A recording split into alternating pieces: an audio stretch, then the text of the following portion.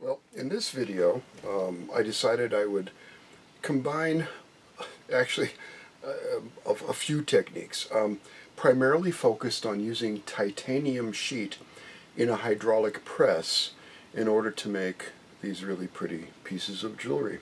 So what I've done, I chose to do two projects in this video because they illustrate slightly different techniques. A pair of nice dangled earrings made out of titanium with niobium hooks, and this beautiful Art Nouveau dragonfly in titanium against a copper background with cold connections. So in this video I'll try to edit it so that it takes you through the whole process for both of these things. And the dealing with the titanium is the key feature here. That said, of course, I'll show some of the other techniques as well. A quick note, it really can't go without saying that all of the things that we do in making jewelry can have an inherent danger associated with them. We use torches, heat, lots of very sharp things, saw blades, drills, knives, hydraulic presses, which can exert enormous forces.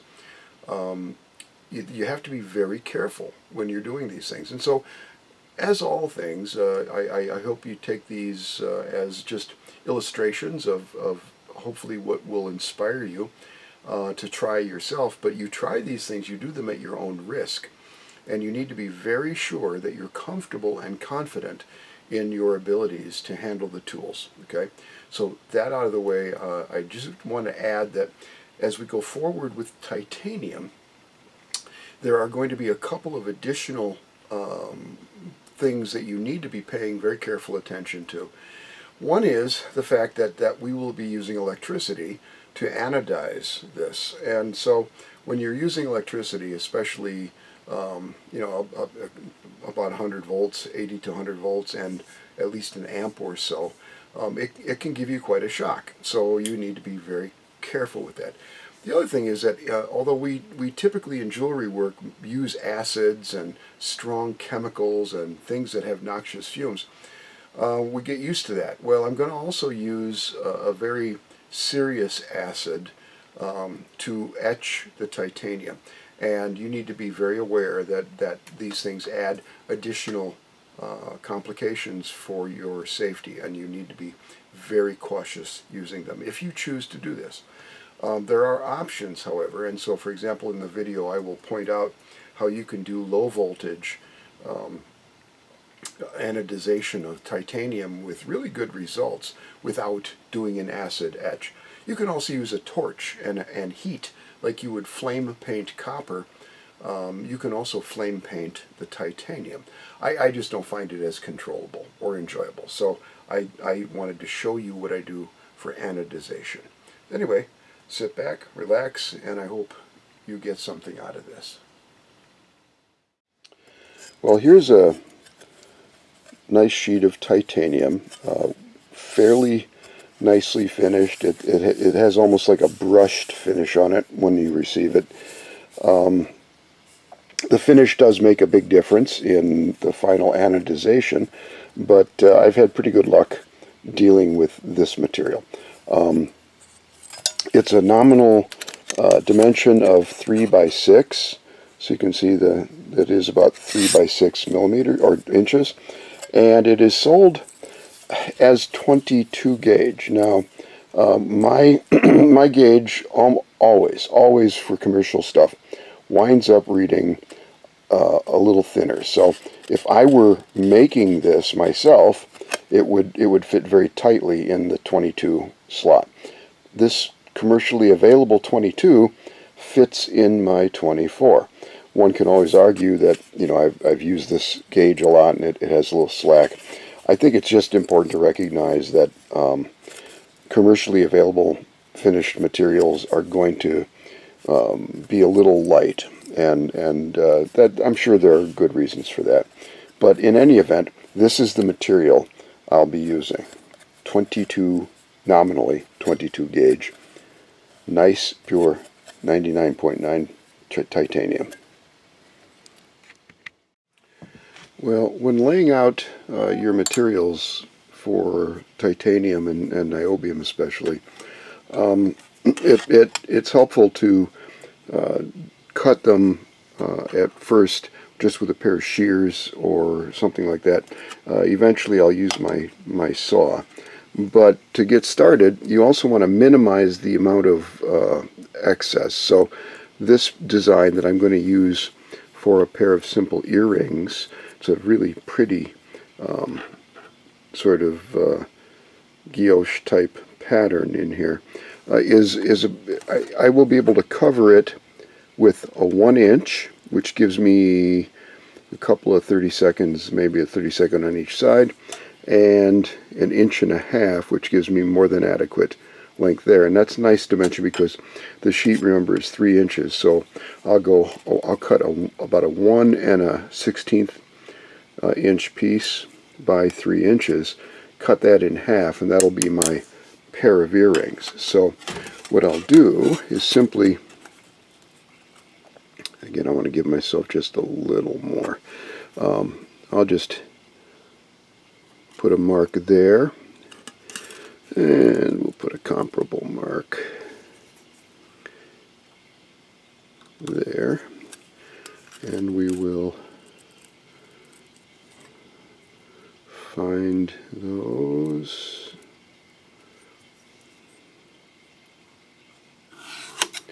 And then we'll basically cut this in half, and I'm not too worried about it being square, so I'm just going to do this.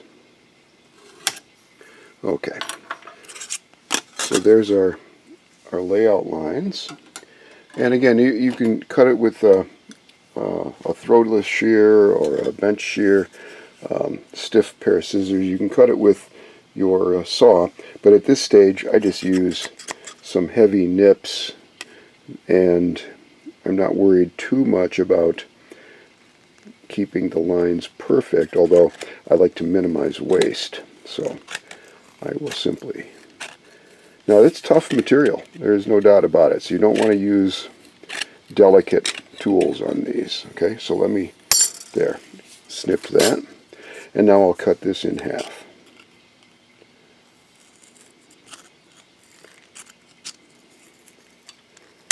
And hopefully then that will be my pair of earrings.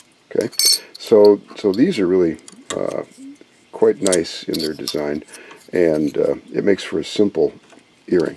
The reason I chose this design was to illustrate a couple of features about this. The titanium, it's very ductile, even though it's harder than all get out, and so it will press. This has a little bit of a three-dimensional surface in it. It's not a flat surface die, so you're going to have to push the titanium down into the volume. It does not have a lot of sharp edges, which is good because that can tear out the material, especially if you go to 26 gauge material, it'll tear out. But this design doesn't have that. It's a nice smooth curve, and the design itself is extremely fine, almost engraved engine turned lines with a nice crisp border that's raised. And so what that means is I'll be able to use sanding to remove oxidation from that border, so that we can apply at least two different colors, a color for the main part and then a different anodized color for the surround.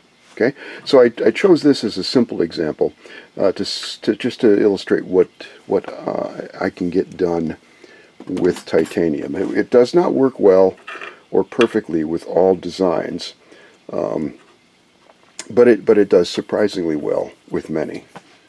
Well, what you're going to find is that the titanium and niobium, especially the titanium, but both, won't stick in the die as firmly as silver or copper, or aluminum for that matter. But in deeper designs, you will have to pry them out.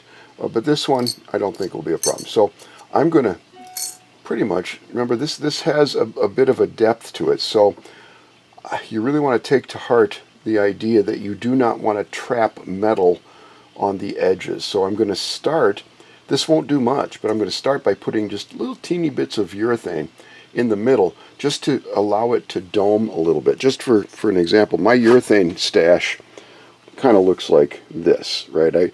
I just have all sorts of miscellaneous crappy urethane. That's ideal for going through and choosing pieces that are perfectly suited for any given task. You don't need this much crap, but having a selection is useful. Okay, so the first thing we're going to do is simply line the piece of titanium up. And you could be symmetric. I've given myself enough slop here, but typically I try to plan ahead so that I have a little bit of an excess where I can put a little jump ring or a ring-like structure for holding an ear wire. Okay, so I'm just going to place some little tiny pieces of urethane. You could use a little square or something right in the middle. And I'm using a short tool steel pusher. And so what we're going to do is turn on the press, and I'm just going to run it home.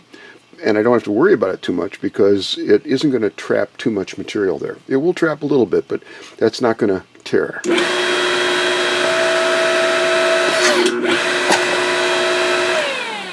Okay, let's take a quick peek, see what I mean. It's just going to have domed it a little bit. Okay, but that's okay. See, that's all we really wanted to start it. Because now I'm going to take another piece of urethane that is pretty close to the dimension of the piece. So in other words, it's going to, when it starts to compress, it's going to push down right in the middle first. And then as it splays out, it's going to go smoosh. And you want to envision this smooshing from the center out. And that's how you're going to get a reasonably good impression. And notice this, that my press does not press evenly, even though it's really adjusted nicely. But that's fairly typical. See, it depressed more here and less here. That's the reason why when we start pressing now, I'll turn it multiple times. Whoops. And by turning it multiple times, you're able to even out the pressure that you're putting. That's one of the main advantages I find of the electric press, is that there's no sort of inhibition about pressing something 12 times or 20 times because you're not doing it manually, and it makes it much more readily available to you. So here we go.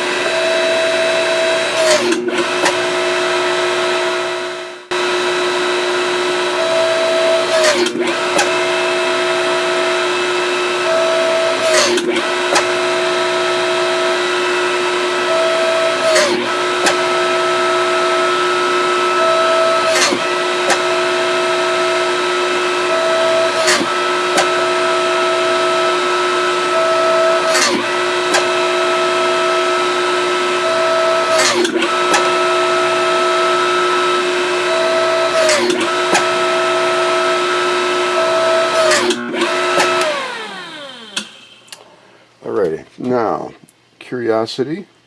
I'm going to just check this design. Because the small fine lines are so fine, I found in this kind of design you're not going to see an image on the backside.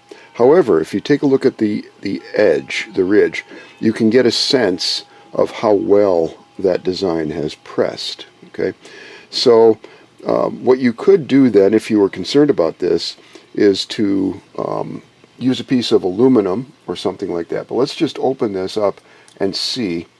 It actually looks really very nice. That urethane pressing captured all the detail almost as well as you would with silver. So now remember, this doesn't stick the way that silver does. So I'm going to now, before I remove it from the die or press the other one, I'm going to go ahead and mark it with my punch. So this is just my jelly's name, and I'm just going to line it up right about yay-so, which means I'm going to put the top of the earring up there, and I'm just going to make sure the punch is steady. Yep, and then I have my name nice sharply tuned. Now, sometimes if you do this, another hint, you might make a very tiny, it will be invisible almost, mark on the other side. So what you can do then is after you've punched it, and this works really well with silver, you go ahead and press it again. Okay, that in fact will help smooth out and equalize any of the deformation that you might have produced by using a stamp. And again, it's not so bad with titanium and niobium, but it can be a noticeable issue on silver and copper. Yeah, so that looks really nice. So I'll just press the next one, and then we have almost made our pair of earrings. We then will saw them out, and that'll be good. So I will also be doing another piece for this demo. Well, for comparing and contrasting, it's just a different design, so it requires a different approach. I'm going to do this Art Nouveau dragonfly in titanium. This is a very, very beautiful design, one of my favorites. And I'll leave this pusher on because if I center it, it will pretty much cover the design. So once again, all I did was trim a piece of titanium pretty close. Not, I give myself a little bit of slack because, you don't want to waste too much. And that will fit over the top of the design. Now, I'm going to start this one with a piece of crappy urethane that more or less covers the design. Okay, so it again, and I like to have these pieces that are a little heavier in the middle than they are when they've exploded, because when you start pressing again, the idea is to trap very little of this outside metal. You don't want to trap that because it'll tear. So you want it to start pressing in the middle first, and then it will smoosh out in 3 dimensions sort of all the way to the edges. So that's what you're aiming to do. That's the visualization, I think, that will help guide you. So I'm just going to start this way. And then after I get this initial impression, I'm going to rotate it a couple times. What I'm going to do is, as other people have shown for doing flat dies or using rolling mill plates in the press, I'll take a smaller piece of urethane and we'll just go around and make sure that I press every single location multiple times. That's the best way to get a really nice impression on a design like this.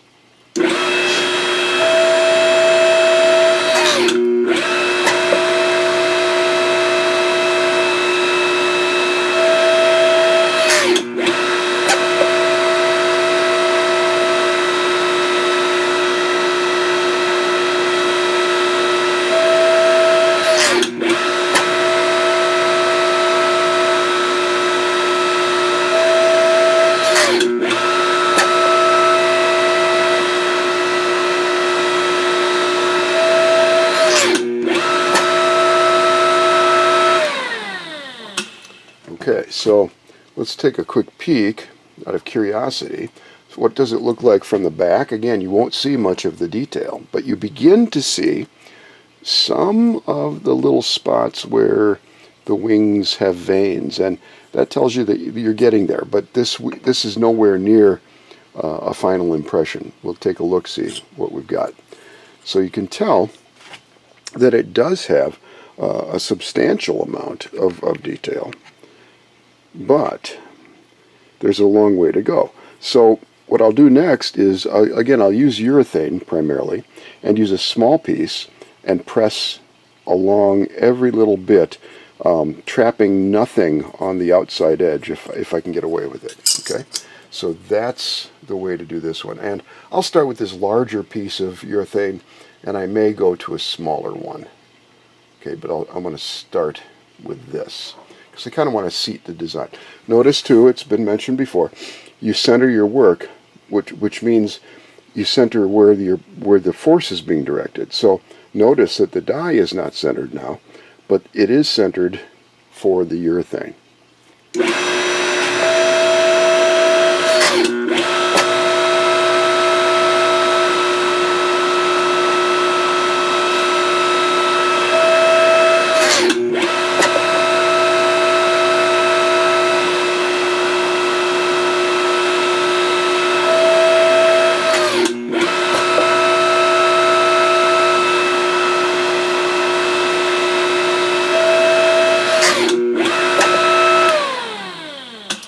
Alrighty, now that probably did a respectable job, but I'm going to go ahead and find a somewhat smaller piece of urethane so that I can do this again.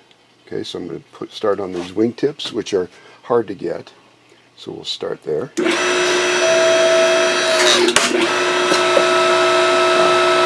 I was hoping that you'd see that too. That's an example of the urethane exploding. It's a little shocking, but it's not particularly dangerous.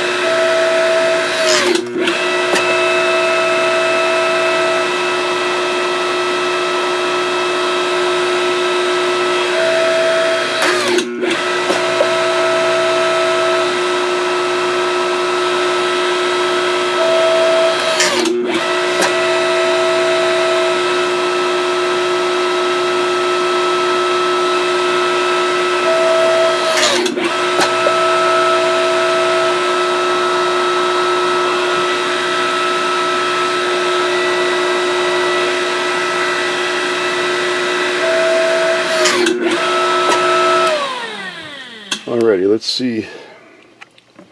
let's see what we've managed to accomplish doing this. Okay, can typically pop that out. Ooh, that is looking quite nice. Now I need to pull a little more detail off the body and right here at this tail end. It's pretty good up here in the wings, so I think we're going to be good there. I want to press just a little bit more down there, because you can see that it lacks a little bit of definition. So let's just go ahead and do that. This is a nice one because you can register it very, very well. Let's see. So I'm going to actually use an even smaller piece of urethane. I pay no attention at all to what durometer any of this stuff is. I'm sure it makes a difference, but frankly I don't care. It's whatever's easy.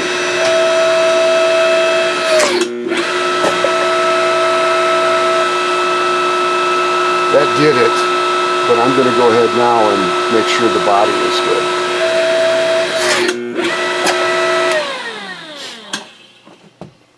Yep, so I'm pretty confident that will have done the trick, because now, notice, from the back, you can begin to see a great deal of the detail that's being revealed, and that's on the back side. So if you can see that, then you get a really good sense of the front side being okay. Well, drilling, forming, and cutting the titanium is a lot easier than I had expected it to be, personally, but it's still much harder than silver or copper. But that said, I pretty much have been using pretty standard techniques for getting this job done. So the first thing I want to do on these earrings, for example, is I want to mark out the approximate locations of where I'm going to put rings. Since you can't solder to this, it's a really good idea to think about how you're going to attach the pieces, either to an ear wire, or in the case of this, I'm going to make a pendant, and I want to highlight different techniques. So for these, I'm doing a simple attached ring, right? For this one, I'm going to cut the entire thing out. I'm going to make a background medallion from either copper or silver that I'll pattern, and then I'll use a rivet in the middle of the body here to affix this element to the pendant piece. Okay, so that'll give me an opportunity to highlight a couple of different approaches to fabrication. So the first thing you're going to do, clearly, is simply drill holes. So I'm going to just give myself a pilot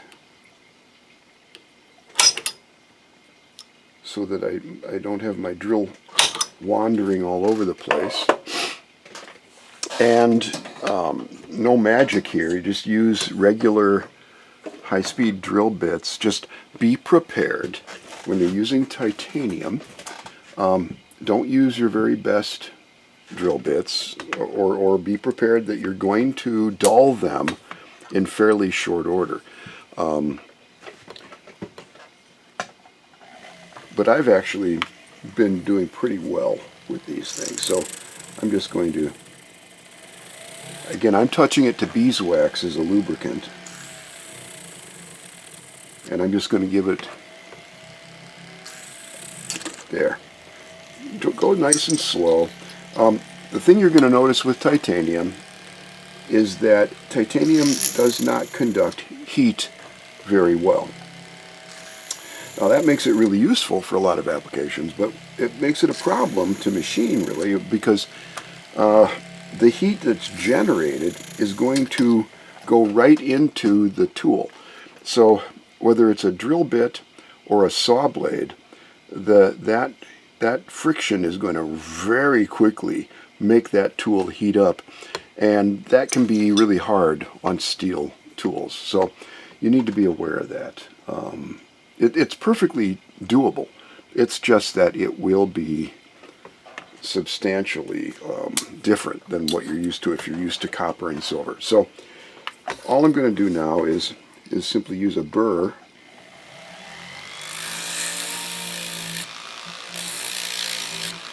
and try to neaten up these edges.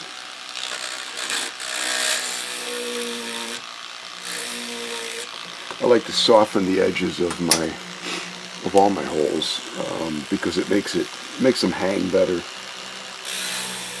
You don't want to have sharp edges catching things.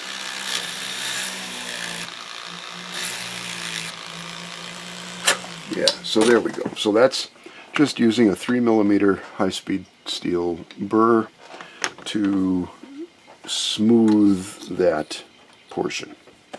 Alrighty, so now if this was a simple circle or oval, you could probably get away with shears and cut very close and then use a burr to finish it.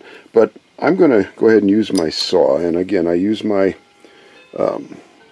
my magic saw from Potter, and I call it that sort of just in fun, because it's the blade, it's the saw frame that I've been using that I really like. I mean, it just fits my hand, and there are a lot of reasons I've articulated in other videos. There are a lot of reasons why I like it. Now, I like my Smart Vise for flat sheet and for things that are not that dimensional, but I also have it positioned such that I can use it like a regular bench pin, and I don't worry too much about digging into this steel. I'm just not that critical about my blades. So what I'm going to do is simply use my saw blade, and this is a 5/0 or 5/0 blade. I've been able to use 3s on this, but 3s are a little rough, and 6s will give you a better finish, but it's really not that important. I'm going to use beeswax, and again lubricate the back side of the blade. It smells really good because, again, what you're going to notice is that, or maybe you won't, I hope you do, all the heat, almost all the heat is going to be applied to this blade. So I'll be very lucky if I get away with 1 or 2 blades cutting these out. So be prepared to use about twice as many saw blades as you might if you were doing copper or silver. So we're just going to start, and I could have trimmed this much closer with my shears, but I'm not going to worry about it. The other thing is, this is great practice for using the full length of the blade, because what I've noticed is that the titanium is going to dull the teeth. And so if you are just using the center part, then you'll notice right away that you'll get just a little ways in and it'll stop cutting. It'll slow way down, and then you start doing this part and it'll speed up again, and then over here it'll start speeding up again. So in order to be as consistent as possible, practice making slow, deliberate, complete cuts. And that's why I like the potter saw. I let the weight of the saw, whoops, and I just broke the blade. That was my fault. I knew it instantly. I hit my finger on the upstroke, and I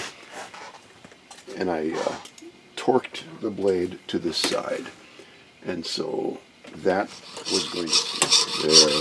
That's cutting a little better too. Caught it there. Okay, for the dragonfly, I'm going to pierce at least some of it. I think this is a 0.7 millimeter drill bit in there, and I've discovered that I still keep the belts on the slowest possible gear ratio, and you can go very, very slow, and that will work really well. I will go full blast, but at the lowest gear ratio, okay? And I use beeswax to lubricate the bit. And this is an easy one to do because, at least in this case, I'm going to simply pierce out the area between the antennae. I'm going to leave the area between the two wings because they're actually overlapping. But then I'll cut these areas out to separate this middle wing from this lower wing. And then I'll cut around the body. I'll cut these two little openings here. And I'm going to drill through that terminal, which I think was actually used as a attachment point for a jump ring and probably a pearl or some kind of dangle. But I won't be doing much cutting of that. I'll just use a burr to fill that out. So really, I'm not going to pierce all these little veins. Those are really nice decorative elements, and I may pierce them someday if I do it in gold or something, but really they're not that useful. So let's just drill some holes in the titanium. So you can tell that even though it's going at a pace, it isn't exactly going really fast. So I'm just going to go here now. Let the bit find its place, and then don't hold this. Let it find it so that you're not putting side pressure on. Then hold it and gently go up and down.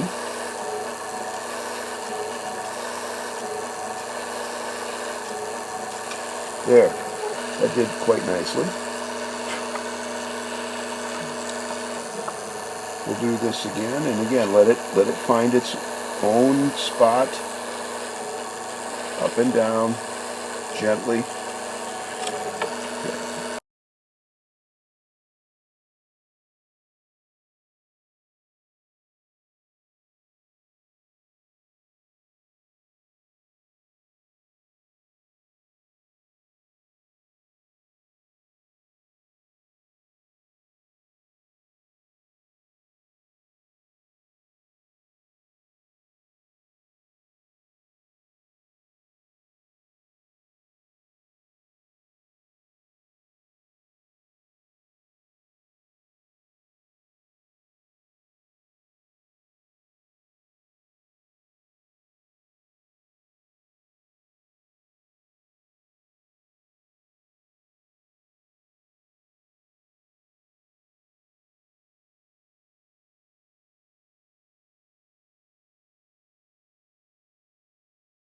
I really didn't have much trouble, and you can see that the shavings come out quite nicely.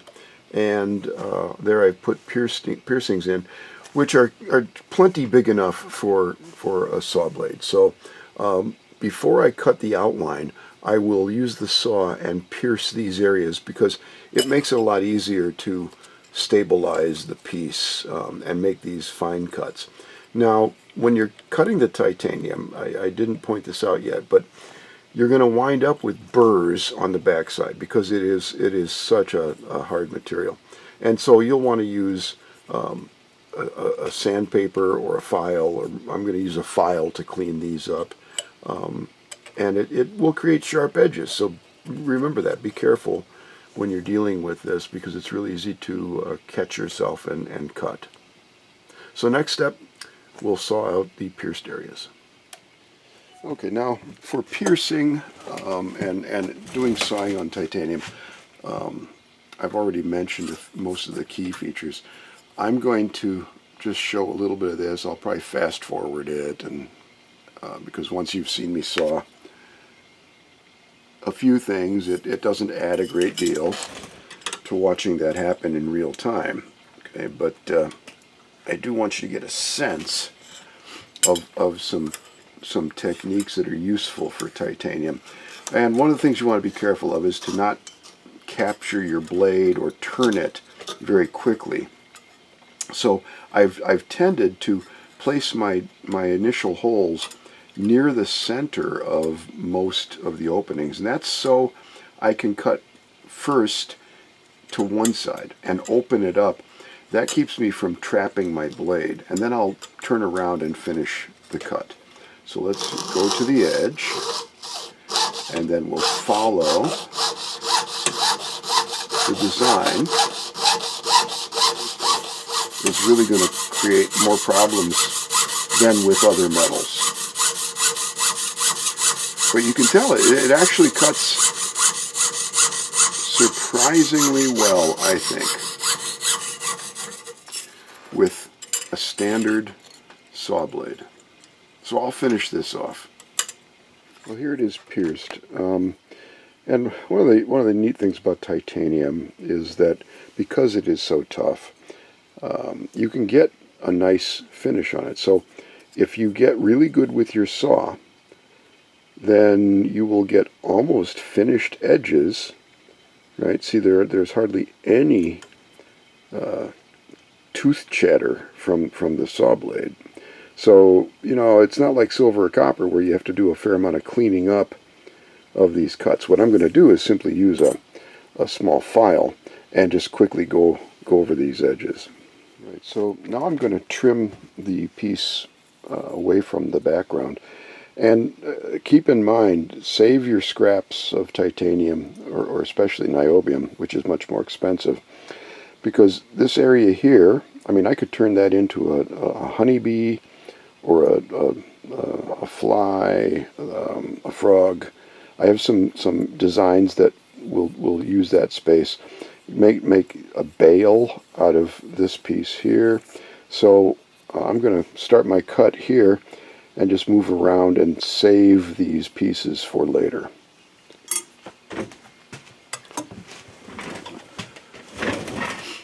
So once again, I won't show the whole thing, but you get the idea. It's cutting titanium is pretty much like cutting any of the other metals. It's just a harder material.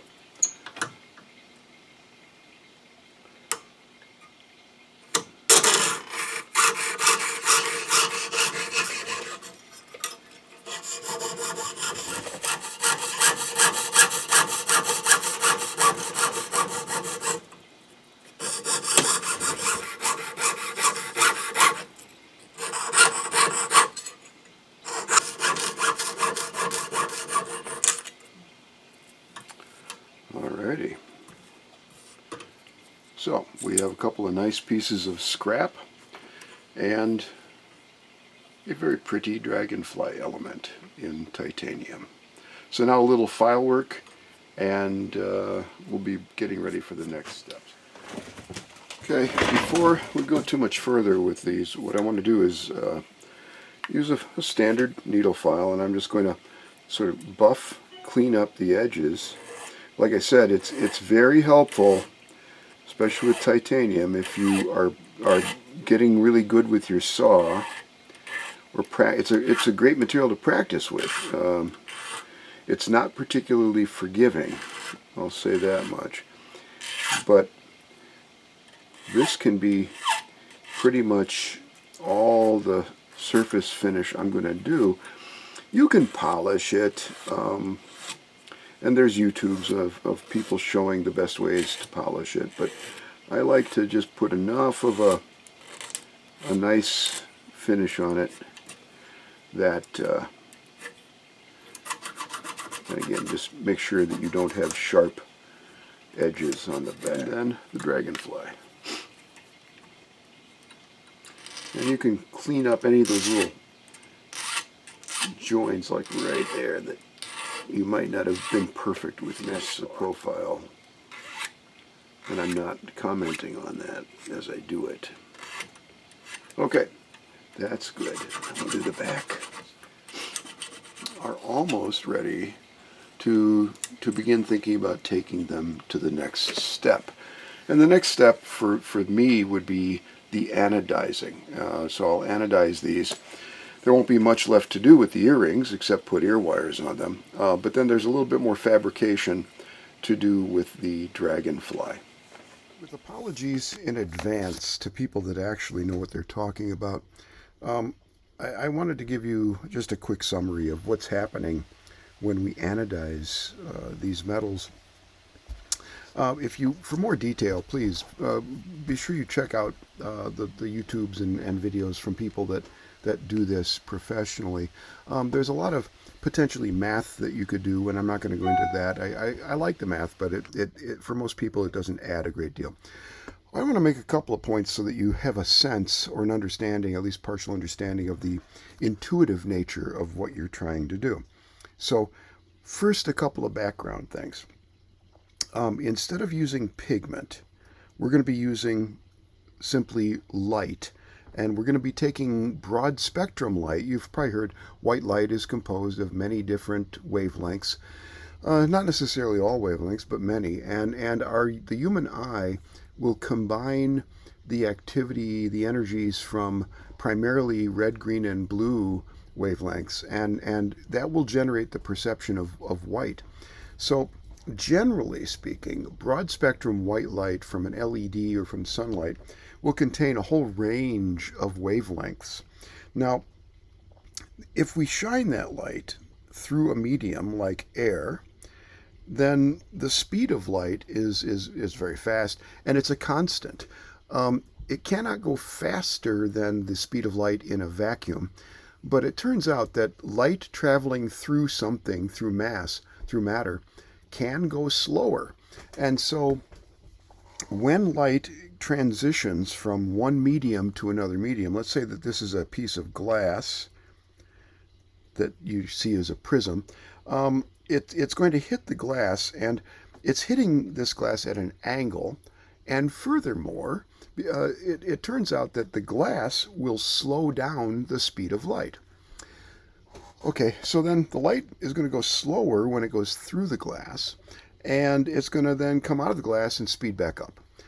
Now, the interesting thing about this is that when the light ray interacts with the medium, the glass, it's going to act like a wave.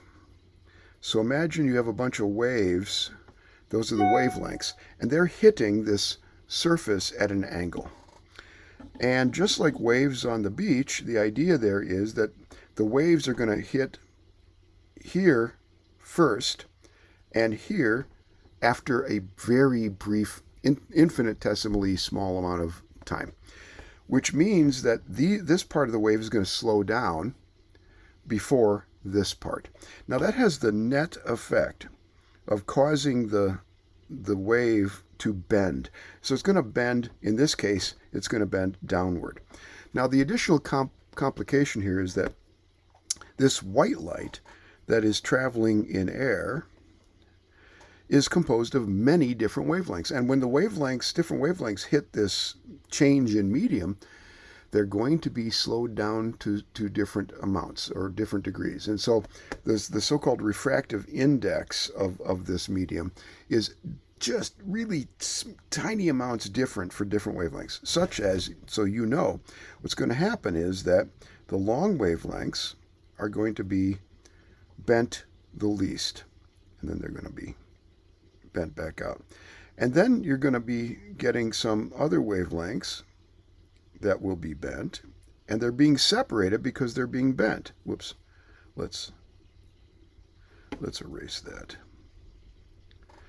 Do this differently, because I just did the wrong wavelength. I don't have a yellow there, do I? There's a yellow. I want to put a red, a yellow, just to have a sensibility here. A green, oops, a green, a blue, and a purple. I don't want to worry about it. What it amounts to is that red, yellow, green, blue, violet, indigo, this is going to be separating the different wavelengths that were in this light into different components like the colors of the rainbow. Okay, so that's part of the story. It's not the whole story, but it's part of the story. When light moves through different media, it can potentially be refracted or bent and have the wavelengths spread out, if you will, over space. So let's take a look at what happens then in a thin film, where you now have, and I'll exaggerate the dickens out of this, you now have, say, titanium, and on top of the titanium we have deposited an oxide. Now I've really exaggerated this. This is a very, very thin layer of oxide, but it can be thicker or thinner. Now, depending upon the thickness of that, now notice this oxide is translucent to transparent, and that oxide is going to act like the glass, and it's going to allow the light to pass through. So here comes white light. White light's coming in, and it's going to, some of that white light is going to bounce right back off at exactly the same angle as it hit it, right? And the issue, however, is because of this bouncing, it will experience a phase shift of 180 degrees, or about 1/2 wavelength of its wavelength, okay? So the light that's bouncing off, that's reflecting from the surface, is going to be the glare. You could think of it as glare. Now what's going to happen, however, is that some of the light is going to be transmitted through this thin transparent oxide, and just like the prism, I'm not going to draw the different colors, but just like the prism, it will be bent at a small angle, so that different wavelengths will now be spread out over different regions. Now those wavelengths are going to bounce off of the reflective titanium, and then they're going to hit here, and they're coming out. Now these rays, the ones that are bouncing off of the surface and the ones that are bouncing off of the metal surface, are going to interact with each other. And it turns out, depending upon the thickness of this oxide layer, there will be different sweet spots. So, for example, as an example, let's just say that the sweet spot for this particular thickness is that it would emphasize blue, in that the light coming out of here, because it took a longer path than this light, is shifted again 1/2 wavelength for blue, which means that this blue will interact with this blue, and they will constructively interfere with one another. So they're going to do this, and that will equal that. And so you're going to emphasize the blue, and all the other wavelengths are something other than a nice even multiple of 1/2, and so they're going to destructively interact, and they're going to basically erase each other. Imagine that. So that's a really simple way to look at it. Bottom line is, for different thicknesses of oxide, you're going to emphasize different colors of the rainbow that are coming out. So notice, there are no pigments.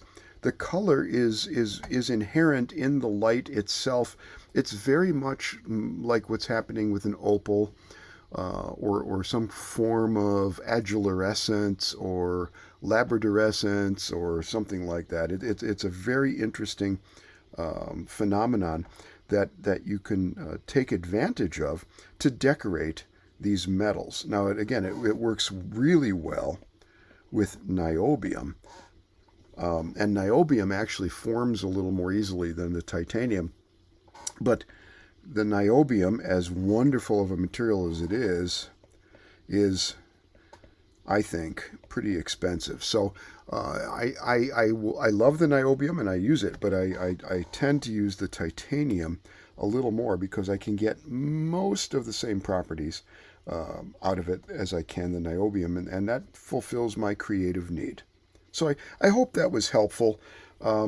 You could skip through it. Again, with apologies to the people who actually know what they're doing here. This is just my take on it.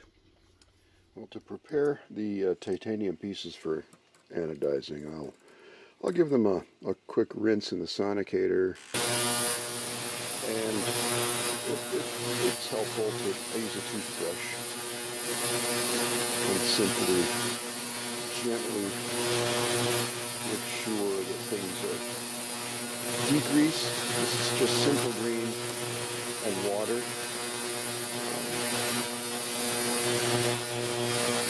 And again, for these next stages, if you're comfortable, you need to wear gloves for your own protection, but also to keep your fingerprints off of the metal.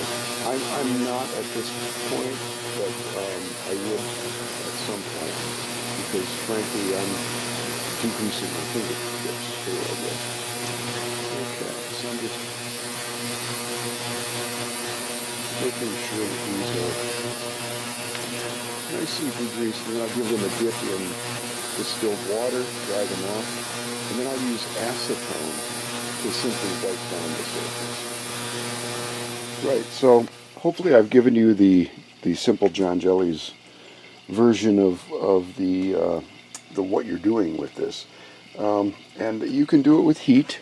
You can do the anodization with heat. It's just you need to use a source of energy to make the oxide layer controllably thicker, and generate those different colors. Okay, so the basic setup that I'm using is a DC provider of voltage. It's a power supply I got from Amazon. There are many different versions of that kind of thing you can buy. I've even seen on the internet, I haven't done it myself, but if you want to try this at low voltages, string together 3 to 5 9-volt batteries. It doesn't give you much current, but that's a great way to use to get some of the lower voltages. There's a test piece, so I use this as my guide, and you notice that what happens is you get different colors at different voltages, right?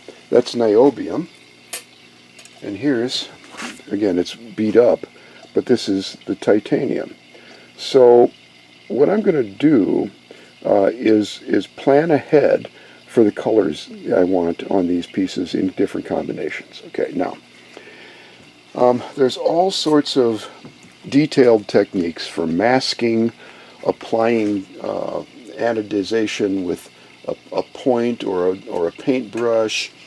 I'm not going to go into that. I've chosen specifically these that will offer one technique, but it's a fairly simple one. There's lots of people that teach these things better than I could, and I would strongly recommend that you check them out. I'm just trying to get you started and show you what I do. So, a couple things here.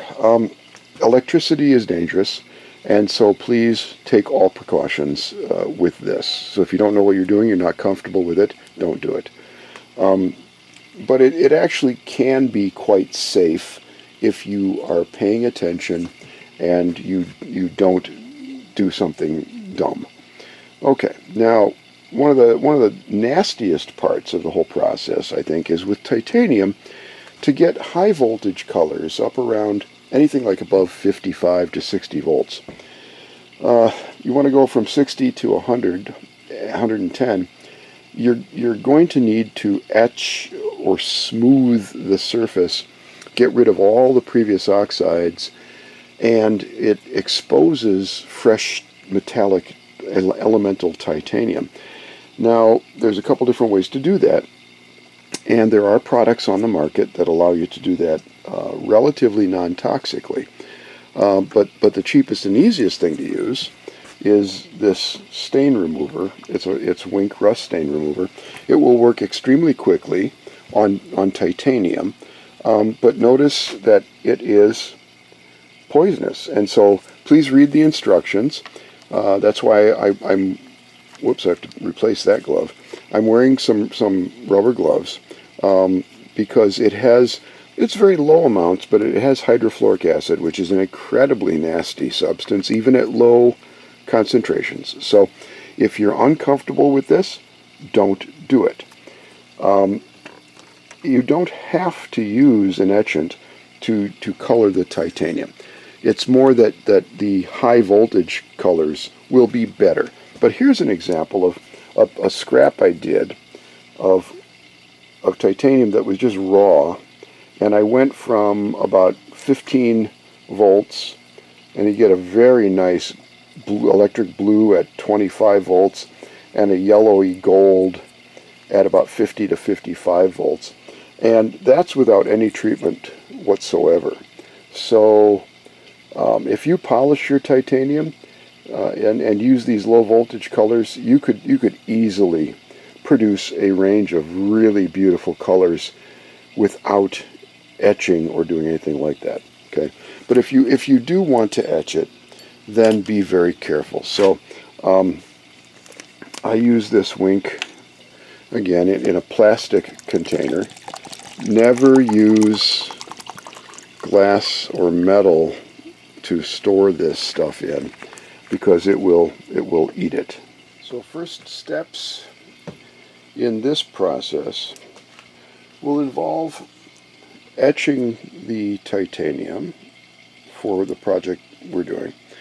And even though I'm wearing gloves, I'm still not going to touch this stuff. So what I've done is I'm suspending, for example, these earrings from a piece of titanium wire, and I'm going to dip it in, and if you watch carefully, you will see bubbles starting to form. Okay, so it's releasing gas as it's etching, oxidizing that surface. Okay, so with Wink, this just takes a few moments, really. We just want a nice even surface. Now, I do on occasion use a sodium bicarbonate solution to neutralize these. Otherwise, you can dip them into very clean distilled water, give them just a moment, and that does a reasonable job. Okay, and now you can go in and pick these up. So I'll just set these aside, and we will etch the dragonfly. Now, if purists will recommend that you go directly from the etchant into the anodization bath, and I just haven't found that to be necessary. But I suppose people that know better might want to do it. So again, we're just going to etch the dragonfly again. Wait till you see bubbles coming off.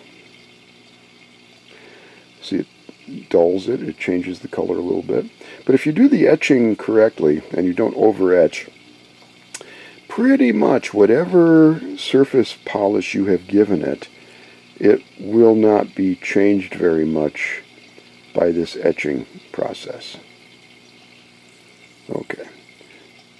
Like I said, don't use this material if you are at all concerned about the use of it, and be very, very careful with it. Okay. So there we have it. So now we have our etched pieces ready for the first application of energy to provide an anodization layer. Okay, the electrolyte I'm using is what I've just read online. You can use a variety of different electrolytes. You want it to be something that is alkaline, actually, because that will attack the titanium surface just a little bit. So I use just trisodium phosphate, and I haven't measured really very much. I just dump a bunch in distilled water, mix it up, and it helps if it's very clean. It's just in general to have repeatable and consistent results. You keep things as clean as possible. So what I'm going to do for both these earrings and the dragonfly, I want to start with a main color that I'm going to keep it simple. I'm going to aim for at like an 80 to 86 volt, hopefully an aqua to a greenish, so blue-green type of a color. Okay, so I have my negative wire attached to a stainless steel plate. You could use a nice piece of silverware, scrap silverware that you use. You do not want to short circuit these things, right? So this anode should not touch the cathode at all. So I put a piece of screen, plastic screen in there to prevent me from accidentally just crossing that. So what I'm going to do, I now am suspending these earrings from wires. There's a couple different ways to do this. You'll find that you will have to raise the voltage a little more if you do it this way. If I've left scrap on and not trimmed them, I can get a very low resistance grip, and then it's much more predictable. But by using these wires, that's a very tiny area of contact, and so that's adding a resistor in series with the resistance that's offered by the titanium.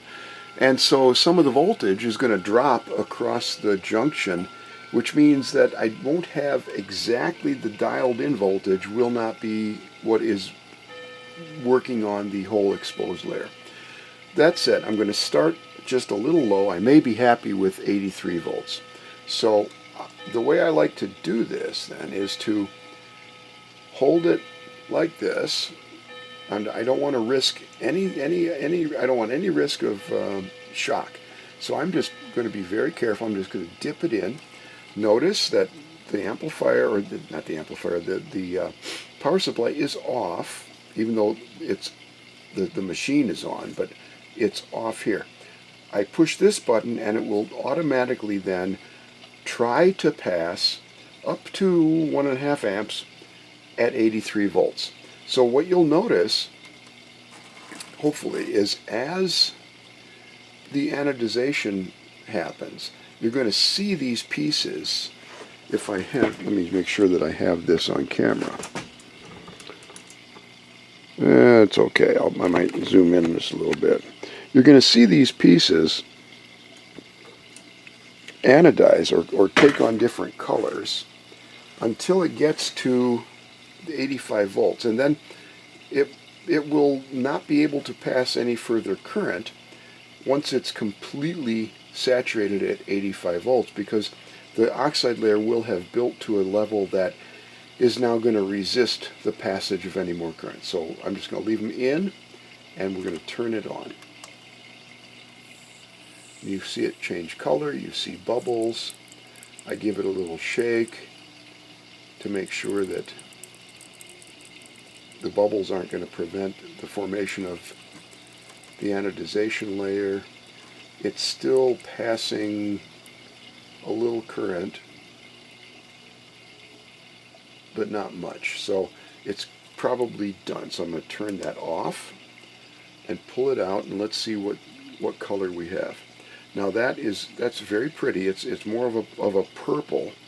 So that means that I didn't go high enough. The purple will be more like a 65 to 75 volt. So I'm going to go up to about 80, 88.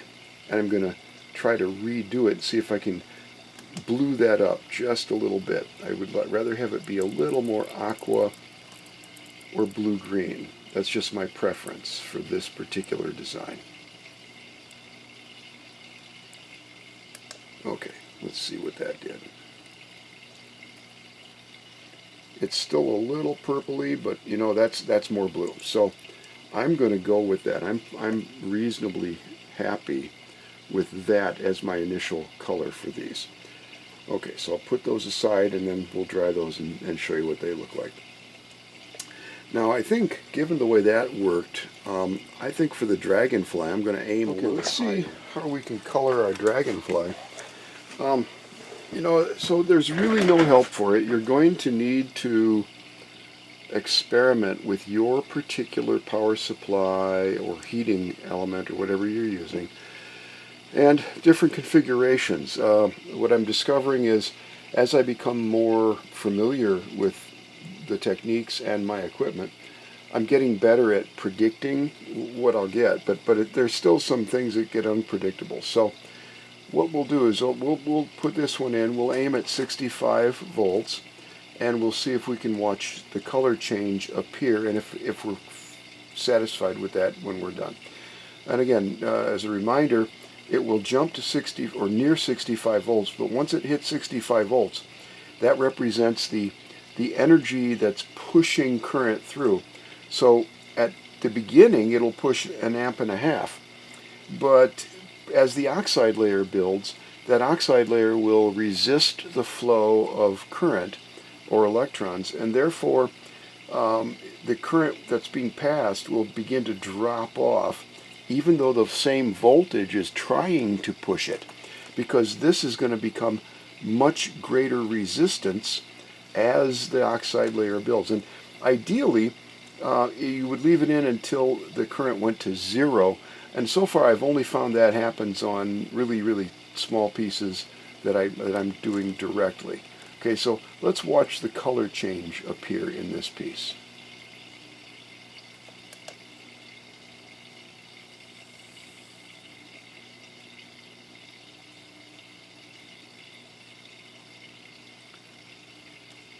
Okay, let's see, what does that look like? Oh, that's not bad. That's a very pretty green. Greeny, almost bronze, almost a bronze green. Oh man, yeah, that's not bad at all. I think that might look really nice against copper or something like that. So what we'll be doing next is preparing for the second round of anodization.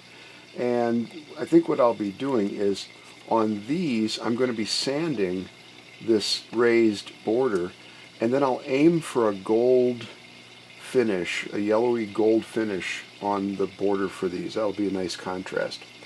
And for this one, I think I'll try, and I'm going to drill a hole for the rivet, and I'm going to try and sand the body, the eyes, and the antennae to put a dark, either a really low voltage, dark blue, or even a gray black-ish on that.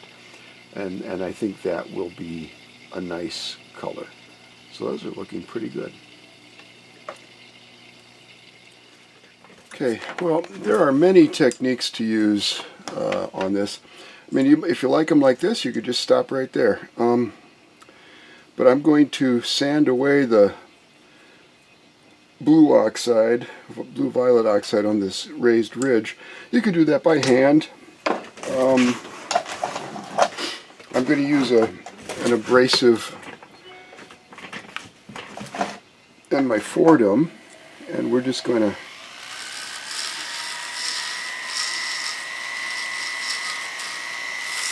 do this.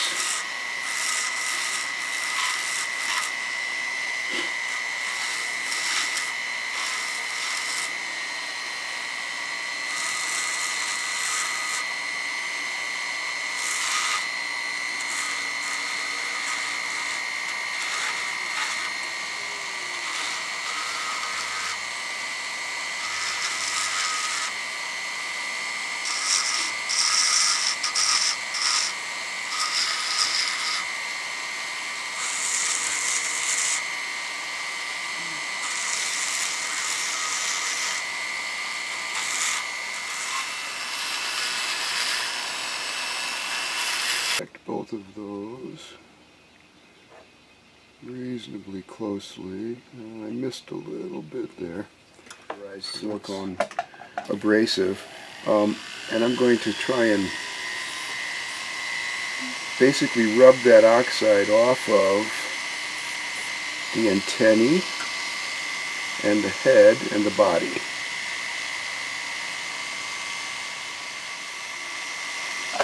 Alrighty, so hopefully what I've done is reveal, again, metallic titanium, and that way when I re-anodize, I can re-anodize a secondary color. Now it's important to remember though that the second color you're putting on must be at a lower voltage than the first, or else everything would just turn the color of the higher of the two. So you can use masking. There's all sorts of clever things you can do. Again, I'm keeping this example kind of straightforward, just for the purposes of illustration. But you can get really, really clever with these. Okay, so let's put the second layer of anodization on these. Well, one of the things to realize with these is that now that you have put the primary coloration on, I'm not going to re-etch these. I'm just going to use the titanium as it is, right? So not only am I using lower voltages, but since I sanded it, that pretty much is a mechanical etching. Okay, so I'm setting this for 53 volts. Hopefully that will put a nice contrasting border on these earrings. So you can see something developing. Again, bounce them so that the air bubbles, or the gas bubbles get off of there. And we'll call that good, and let's see what we have produced.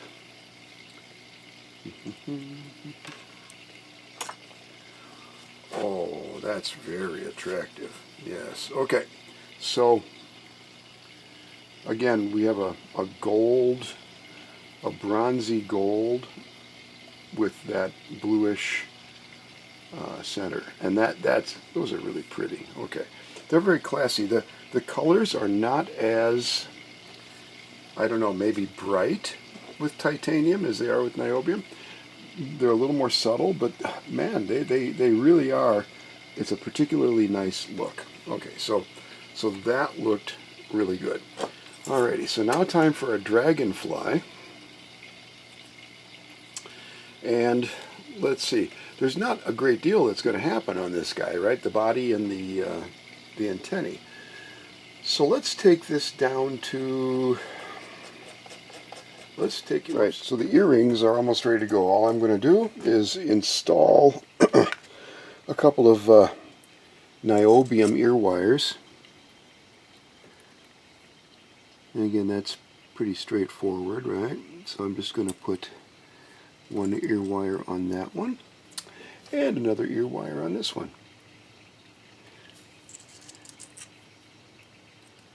And that makes for some really attractive, I like them, really attractive earrings. That the pictures, the photographs will show up better, that very fine line pattern on those. But yes, those are quite nice. Okay, next step is to start playing with the dragonfly. So what we'll do is pattern some copper, I think, and then we will use our FSS dies to cut a medallion to hold the piece. Okay, we're going to try and roller print some copper. I've annealed a piece of copper sheet that is about 18 gauge. Again, it's commercial, so actually it's more like 19. It's sold as 18. It's not quite 20. So we're going to call it 18 or 19 gauge. And I'm going to print it with this sort of explosion of fireworks design. And to do this, I follow instructions that Kevin Potter published. And you do this for your particular rolling mill. So what I'm going to do is I open up the jaws. so I can fit the piece and the plate in and then close it until it's tight. So I cannot withdraw it. So that's exactly the dimension of both the steel plate and the copper. So then I take the handle and I turn it back 1/2 turn. That allows me to pull that out. So now I put it back 1/2 turn. So it's back to that dimension that is exactly this thickness. But I want it to press in just a few thousandths. So on my mill, I'm going to go another 1/2 turn. And that should do it. Okay, so now we'll roll it through. I'm getting a little wonky, but that's okay, because I'm gonna punch this out. If I can find the piece, there it is. Okay. Yes, so that's a very pretty pattern. It moved on me a little bit, but that's okay, because what we're going to do is we're going to use the FSS die and cut a medallion out of this, and then we will oxidize it so that it has a nice contrast, and put the dragonfly on top of that with a rivet. Okay, I'm going to use this pattern here in the FSS dies. And, you know, I'm just using my tools because I can. You can do all of this without these tools, but the tools make it a lot easier. And so what I'm going to do is load it into the base, and I'm going to line up where I want the pattern to appear, and then I'll put the cutter on top of that, making sure I align the notches. Okay, now that I've got a little pressure on that, I will just set this where I want it. I want one of those starbursts sort of in the middle. It doesn't have to be, but that looks good. Okay, then I put this on the press. Take an aluminum spacer so I don't drive these pins into my upper platen, and we will cut it.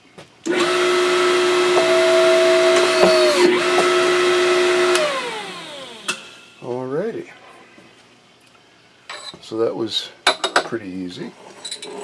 And there you go. So what we've done is we've produced this nice 18 gauge copper medallion that will carry the dragonfly. Pretty. And I will put my name on the back. And all I have to do is, really with a file, just clean up the tiniest burr and maybe put a polish on there, put a hole in. I think we will manufacture a copper bail to go with this. That'll be pretty. And then we will be riveting our dragonfly to it. Yep, calling it good. Well, to do a bail, sometimes I like decorative bails, and sometimes I like simple bails that don't detract from the design. This is going to go for a simple bail, and I started with it. It's just it's another FSS shape. It's just super convenient to cut these out. So what I've done is I've cut out a simple copper bail, drilled a couple of holes. I'll form it into a bail, and we'll use a rivet to attach it to the medallion. Well, for this piece, let's see if we can maybe use a little brass rivet. It'll add a little dot of brightness there. I'll try to use a copper for attaching the dragonfly. So first let's line the rivet up. Hopefully push it through. Yeah, that's plenty big enough. Okay. Now, people that are really good at this, you can get all sorts of anal retentiveness about this. I'm going to use one of these inexpensive, basically they're center punches, I think. And this is just one that came with my coil cutter from Potter. I just find it handy to start this. I won't finish it this way. And this rivet is a little long, but it's okay. I'd rather have it a little long for a bail because I want it to be loose. I don't want this to be really tight. Okay, so I've flared that with that tool. And now what I'll do is I'll just take a dapping punch and see, because now it won't fall out. And I'm going to just give this a little more sexy profile.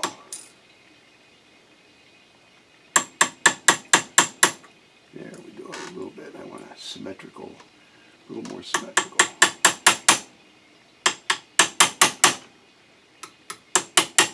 Okay, that's about where I want it. So I'm just going to turn this over.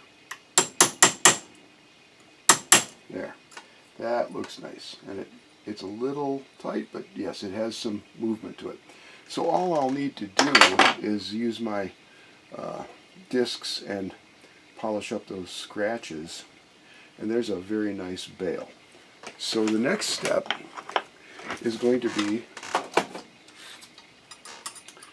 to plan where the hole for our rivet is going to be.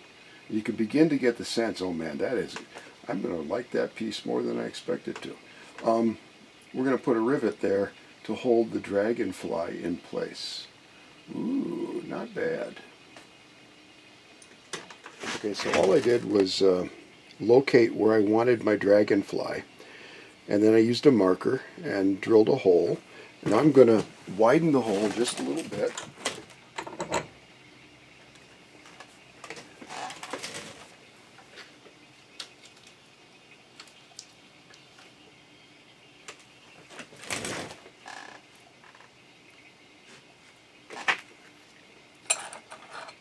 Okay, so what we're going to do now is we'll try and place a copper rivet in our dragonfly. Yeah, that looks pretty.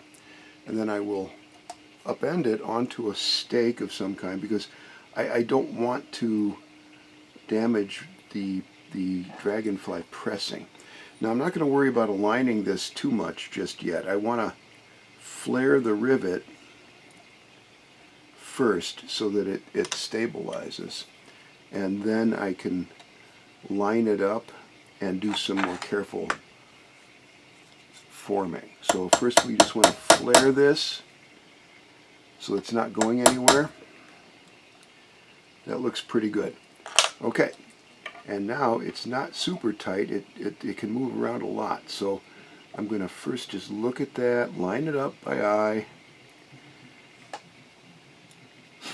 and then as before I'm going to use a rounded dapping punch to give this just a little bit of a nice profile. Tighten it up just a bit. Now it's tight-ish but not super tight, so I can orient the dragonfly, and now I will gently